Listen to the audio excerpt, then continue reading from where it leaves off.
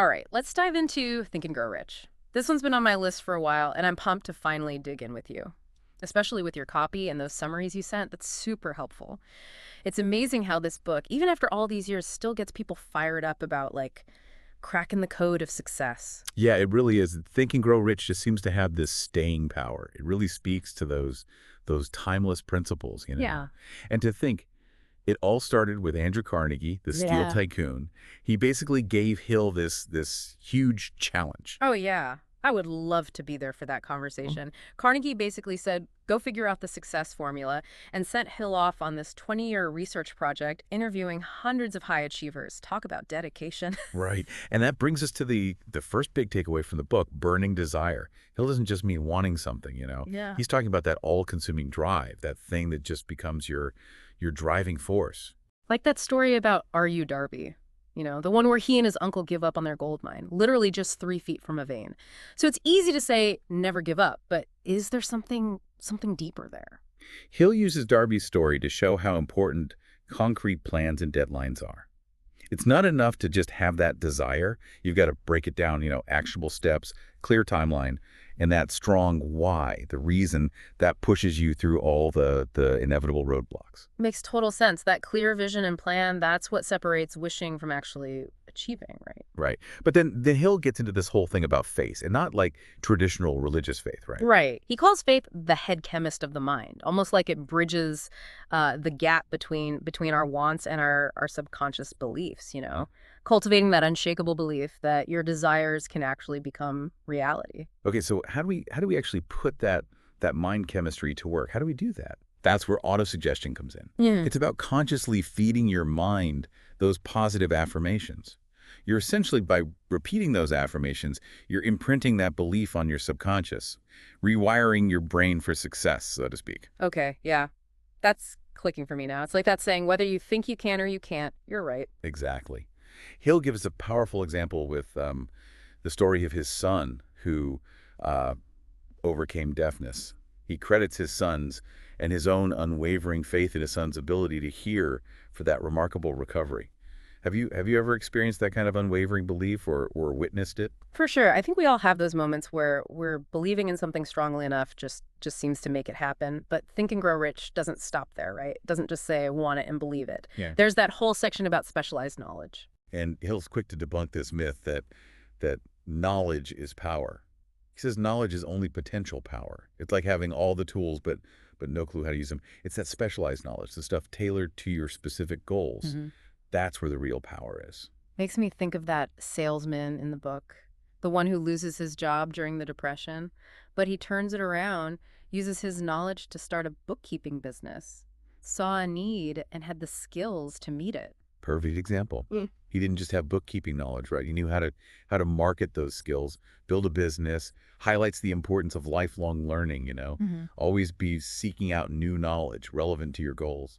And speaking of thinking outside the box, Hill then dives into the power of imagination. Imagination, right. Not just for daydreaming. Hill actually calls it the workshop of the mind. Exactly. Every plan, invention, creation, it all starts in the imagination. Hill even breaks it down 2 types.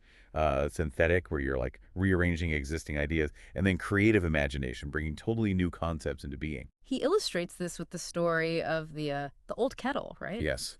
The old kettle, bought for a whopping $500, perfectly captures the power of creative imagination. That kettle held a secret formula, led to incredible wealth. It challenges us to, look beyond the surface, see the hidden potential that's right there in front of us. It's like that quote, everything you can imagine is real, but just having a great imagination, that's only part of it, right?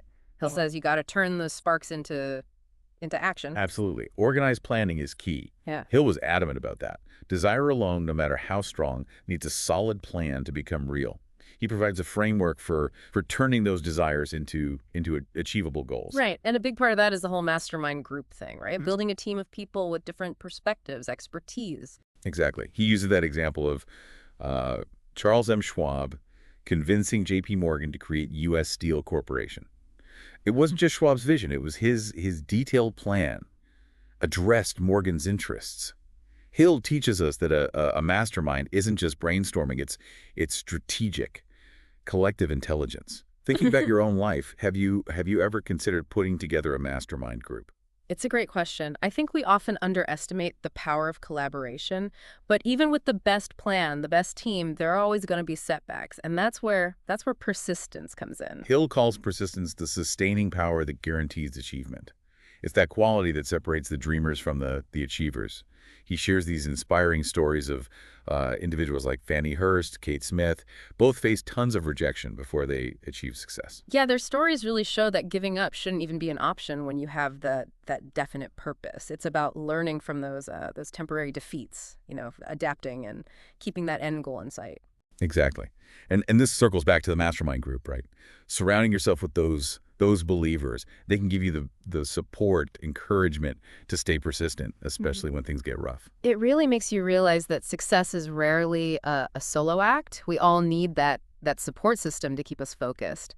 But Hill throws in a concept that's a little more out there. He calls it the sixth The sense. sixth sense, Yeah. yeah. It's the culmination of all the other principles. Yeah. You access it by mastering the previous 12. He describes it as this kind of intuition, a direct line to what he calls infinite intelligence. Infinite intelligence. That sounds pretty deep. How does Hill even explain that? Think of it as like a universal source of knowledge, wisdom. The sixth sense acts as a kind of receiving set, Mhm. reveals itself through those gut feelings, hunches, insights. Hill suggests we can develop it through meditation, visualization, quiet reflection. Okay, I'm seeing how that ties into faith, belief, trusting your gut, that inner voice that guides you towards your goals. Exactly. Hill even shared his own experiences. He would hold these imaginary council meetings with his invisible counselors. He credited them with giving him insights and guidance. Fascinating. Makes you think about the power of the subconscious, right? How we can tap into that deeper wisdom. Definitely. It makes you wonder, could accessing this sixth sense be the key to unlocking our true potential? It's something to ponder. It really is. It's a lot to process. But before we get too lost in the metaphysical, Hill brings us back down to earth. He reminds us about those fears we all have, those things that hold us back. He really dives into the fear of poverty. Yeah. Hill suggests this fear comes from our inherent desire to acquire wealth, Yeah. right? Sometimes even at the expense of others. It's a perspective that makes us look at our own motivations. Are we driven by genuine desire to create abundance, or is it fear of scarcity? Great question. Makes you wonder if that fear of poverty is what pushes some people to make choices that aren't so ethical. Yeah. Not beneficial in the long run. But how does that fear actually show up? What are the symptoms, so to speak? Hill lays out several key symptoms: indecision, doubt, worry, overcaution, procrastination, finding fault with others. All those behaviors, he argues, they come from a deep insecurity about our ability to provide, to achieve financial stability. Interesting how he connects those seemingly unrelated behaviors back to that one underlying fear. It's like a self-sabotage mechanism, keeps us from even trying to achieve success. Exactly. And he illustrates this with a story about a man struggling with the unemployment. He feels this sense of inferiority, even though he knows he has skills. Really highlights that psychological impact, Yeah. how financial instability can erode your self-worth, even if your skills are still there. It reminds us that our relationship with money is so tied up with emotions, self-worth. It's not just about paying the bills. It's about how we see ourselves in relation to financial abundance. Precisely. And Hill then explores another big one, the fear of criticism. This fear, he says, comes from that innate desire for approval, makes us self-conscious, Mhm. afraid to express ourselves authentically. Like we're constantly searching for validation from outside, which can lead to all sorts of problems, right? Like Mhm. making choices that aren't really what we want, or holding back from sharing our talents. Got it. Hill argues that people stay in unfulfilling jobs, make compromises in relationships, even neglect their personal growth, all out of fear of criticism. It's a reminder that seeking that external validation can really cost you, keeps you from living authentically, reaching your potential. So how do we break free from that? How do we learn to trust our own judgment, pursue those dreams, even if others don't get it or approve? That's a great question, and it's something we'll definitely delve into in the next part of our deep dive. Stay tuned for that. So we were talking about that fear of criticism, how it can really keep us from going after what we want. But how do we actually get over that? It's easy to say, don't care what people think, but But actually doing it, that's tough. You're absolutely right. It's not like a light switch, it's a Mm. process. Hill suggests we start by understanding that criticism often says more about the person giving it than the person receiving it. So like if someone's being super harsh, it might be more about their own insecurities, not my actual abilities. Exactly. And we got to remember, not everyone's going to get your vision or support you, and that's okay. You don't need everyone's approval to go after your dreams. That's a really good point. It takes the pressure off trying to please everyone. But what about when the criticism is valid, you know? How do you know when to listen and when to just ignore it? Hill says to be discerning. Gather information quietly, he says. You don't have to share your plans with everyone, especially those who will try to discourage you. Protect your dreams while still being open to constructive feedback, but from those trusted sources. It's like finding that balance, confident in your vision but still open to learning and growing. Exactly. And this connects to another point Hill makes, being decisive.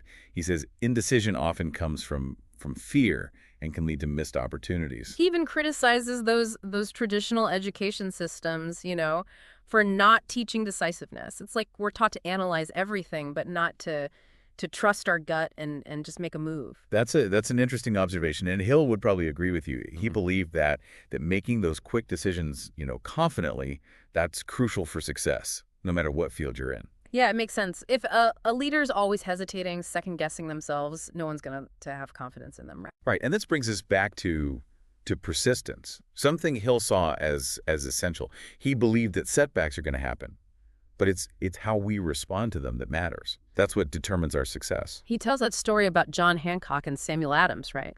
How their determination was so crucial during the American Revolution. Talk about obstacles. They were risking their lives for what they believed in. Their story it's like the definition of a definite purpose, fueled by courage and faith. Reminds us that even those small actions taken with persistence and conviction, they can make a real difference, lead to big changes. It's amazing to think how their persistence shaped history. But Hill doesn't just focus on those big historical features, right? Mm. He talks about how to deal with everyday setbacks, what he calls temporary defeats. Right. He uses that classic example. Thomas Edison failed thousands of times before he perfected the light bulb. Edison's perspective is it's so powerful. He didn't see those as failures, but as learning experiences, each one getting him closer to his goal. It's like reframing how we think about failure, not as Right. the end, but part of the process. Exactly. And Hill also reminds us that achieving real riches, it's more than just hard work and honesty. It's about understanding and applying those specific principles like Edison did with his experiments. He gives examples like Henry Ford, F.W. Woolworth. They achieved incredible wealth by following those well-defined plans, not letting negativity or doubt sway them. Yeah, their stories show how important it is to have a sound strategy, clear vision, unwavering determination.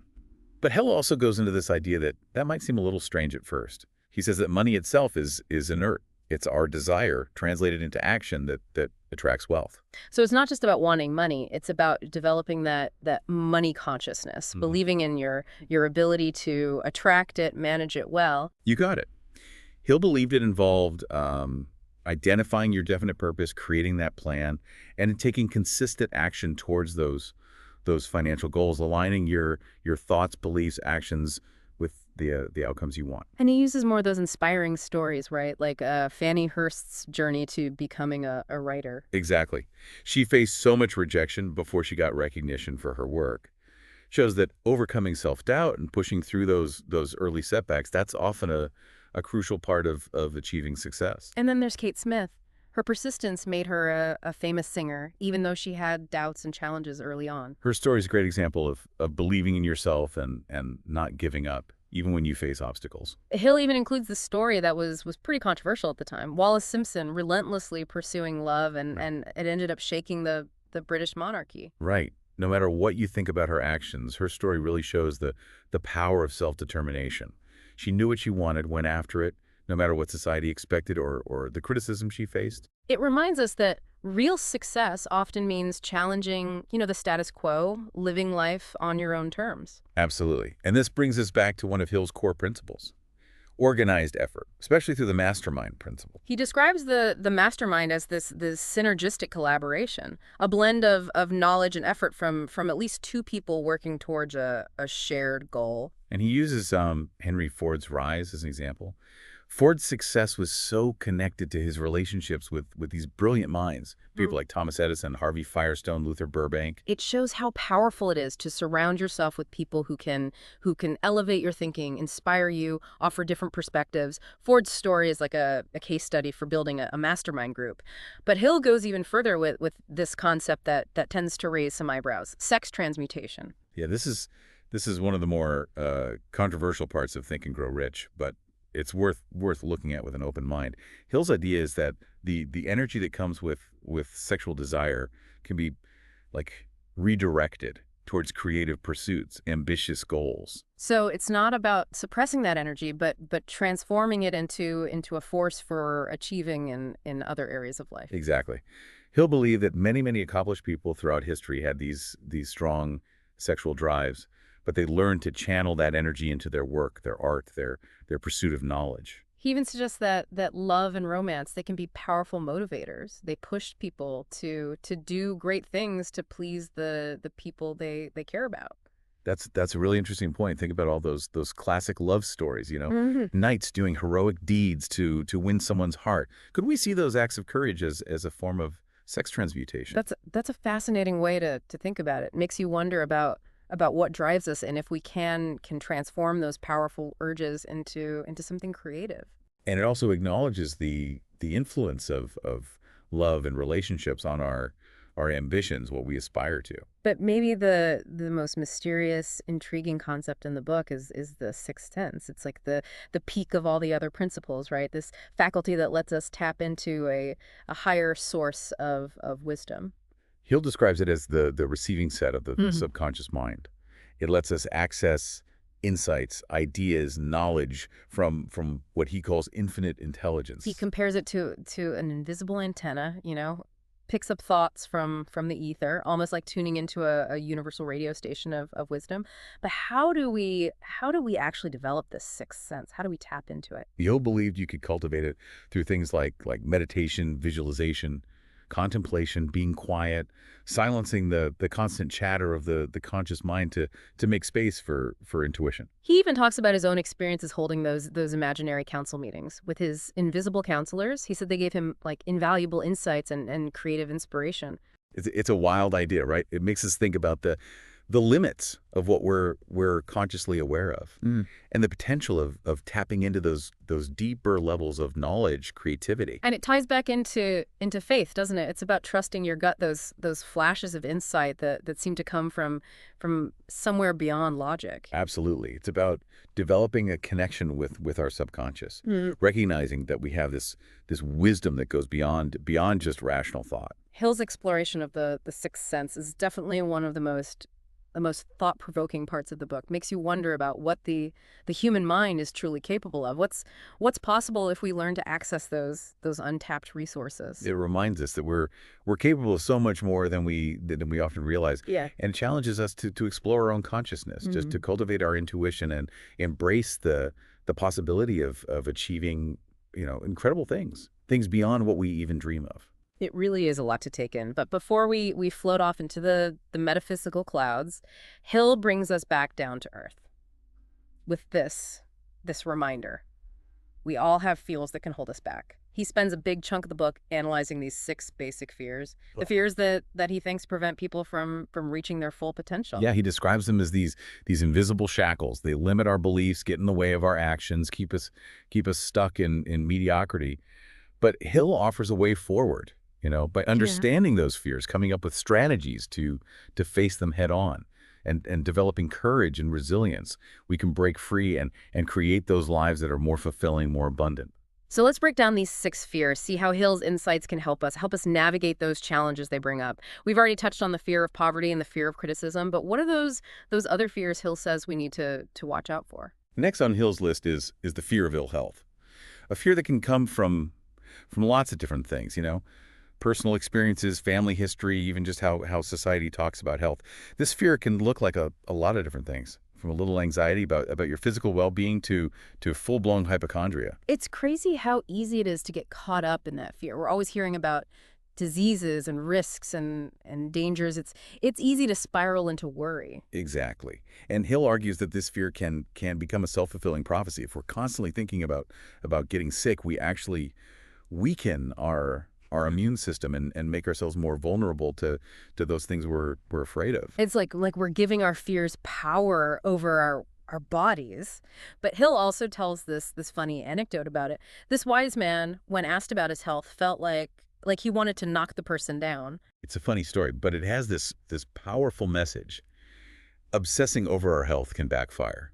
Instead of worrying all the time, Hill says we should focus on preventing things, living a healthy lifestyle and having a positive attitude about our bodies. It's about taking responsibility for our well-being, but without giving in to fear and anxiety, recognizing that our bodies can heal and that a positive mindset can help us be well. Precisely. And that shift from fear to proactive care, it can really change how we experience life. But what about that fear of losing love? That seems like a pretty universal fear, right? We all want connection, and the thought of losing those bonds can be terrifying. Now, he acknowledges that. Yeah. Says it's rooted in our deepest instincts for survival, connection. He says it can show up as jealousy, possessiveness, constantly needing reassurance. You can see how that fear would wreck relationships, right? If you're always worried about losing love, you might cling too tightly. Try to control your partner or become too dependent on them for validation.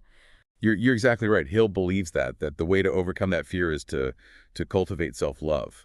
When we love and accept ourselves, we don't need that validation from outside as much. We're less afraid of losing love. So it's about knowing that we're worthy of love and coming into relationships from a place of strength, not from fear and insecurity. Precisely. And it's about learning to trust our partners, Right. giving them the space to be themselves without us trying to control them. Hill also talks about the fear of old age. That fear often seems to come from what society tells us about aging, the potential for health problems, financial worries, loss of independence. He points out that even though the word poorhouse has this feeling of dread, helplessness, right? It reflects that fear of becoming a burden when we're older. It's interesting how our fears are shaped by those cultural stories we hear. We're always getting messages about how awful aging is. It makes us see it as this time of decline and loss instead of a new chapter with wisdom and experience. Exactly. Hill challenges us to change how we see aging,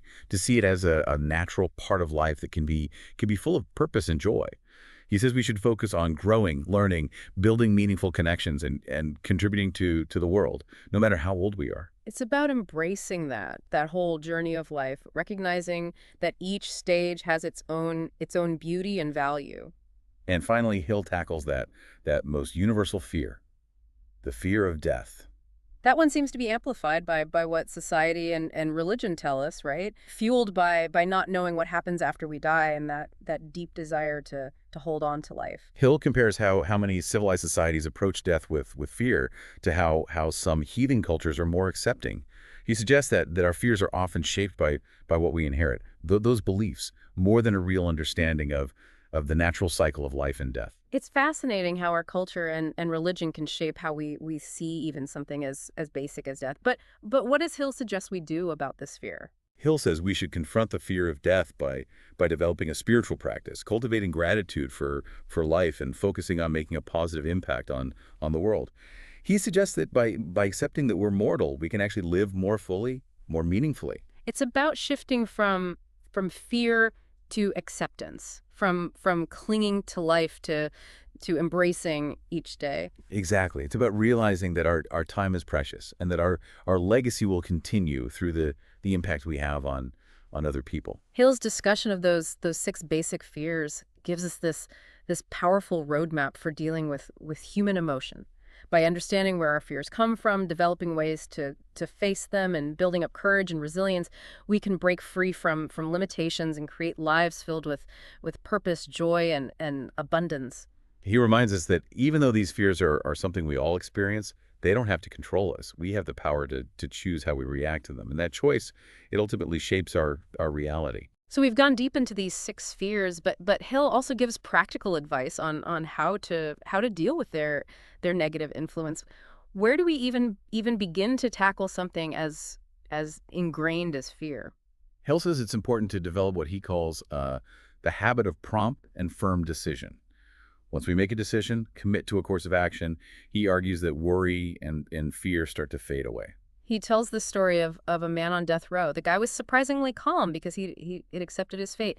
It's a stark reminder that not making a decision that often creates more anxiety than actually making a choice, even if it's a tough choice. It's a powerful example of taking control, Hmm. even when things seem really bad. Taking control can bring peace and clarity. But how do we apply that to those everyday fears that sneak up on us and make us freeze? Hill says we need to know our weaknesses, those specific fears that tend to trip us up, and we need to actively build habits that fight against them. For example, if you're scared of getting sick, he suggests getting rid of all those unnecessary pills in your medicine cabinet. Yeah. Don't dwell on imaginary illnesses. It's about taking real action, breaking those negative thought patterns, replacing them with beliefs and behaviors that empower us. Exactly.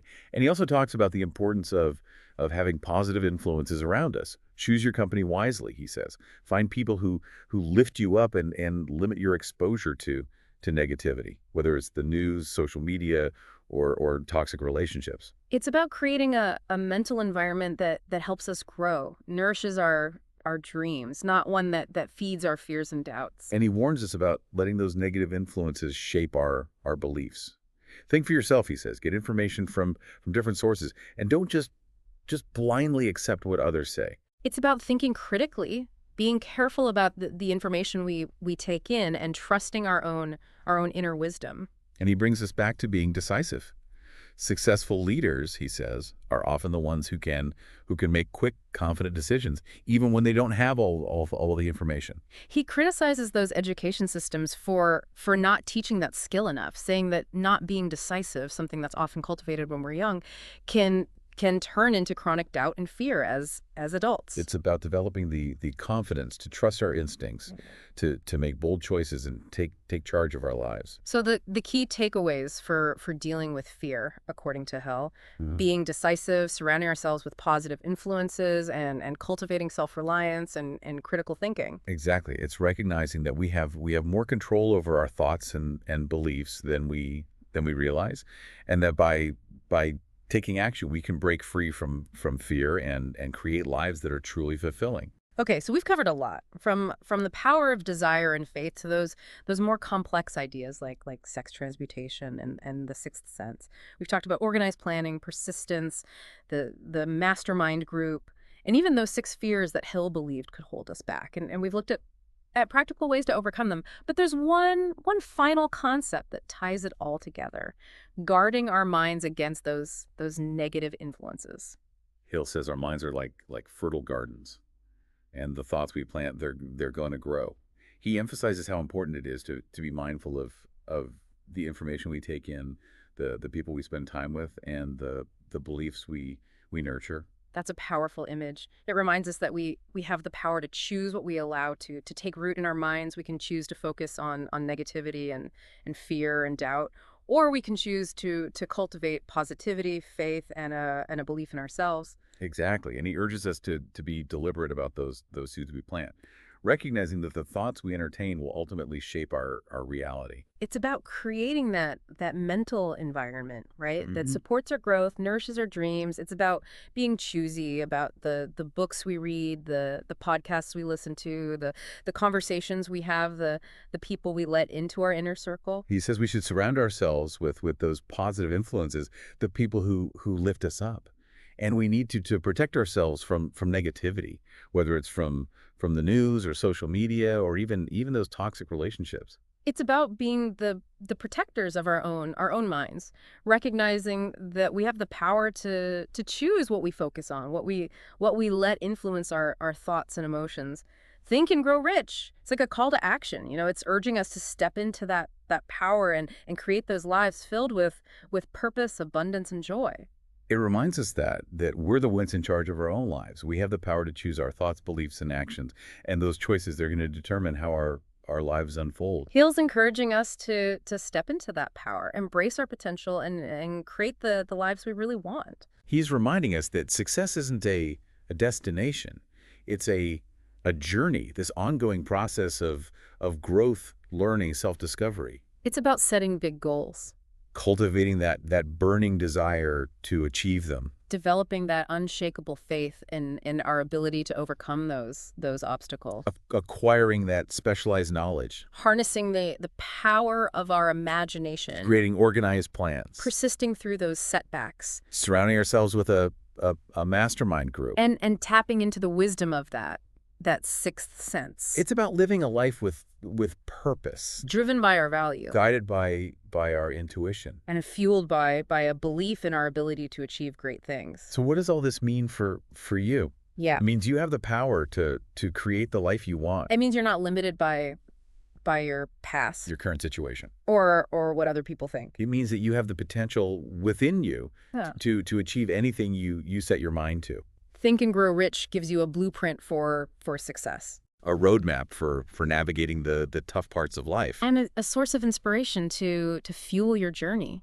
Take what you've learned from this deep dive Apply it to your life. and watch as your dreams come true. Remember, you become what you think about most. So choose your thoughts carefully. And believe in your ability to achieve greatness. Until next time, keep diving deep.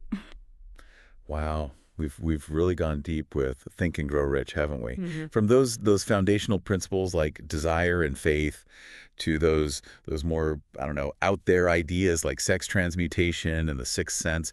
But what's really sticking with me is how connected it all is.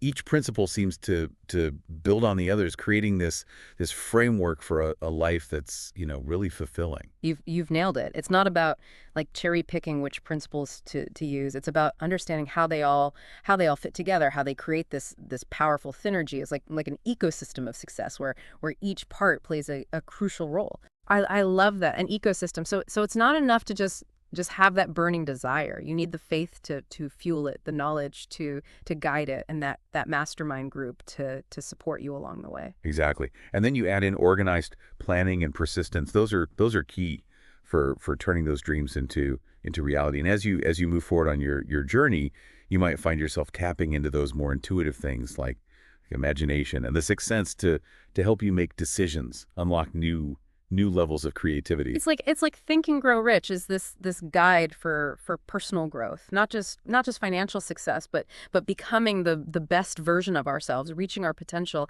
and creating a life that aligns with what we truly value. That's a beautiful way to frame it, and I think that's why this book still speaks to people, even after all these years. Yeah. It taps into that deep desire we have to live a life with purpose, to achieve something bigger than ourselves. Yeah. And it reminds us that we all have that potential right Yeah. inside us, no matter our background or circumstances or even how successful we are right now. Hill's message is ultimately about empowerment.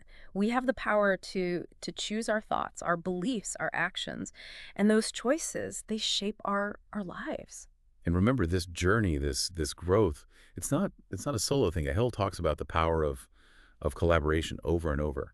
Surround yourself with people who inspire you, who support you, who challenge you to grow. That mastermind principle, that's so important. It's admitting that we don't have all the answers, that we can learn more, achieve more when we tap into the wisdom and experience of others. Exactly. It's about fostering that collaborative spirit, recognizing that we're all connected and that we can do amazing things when we work together.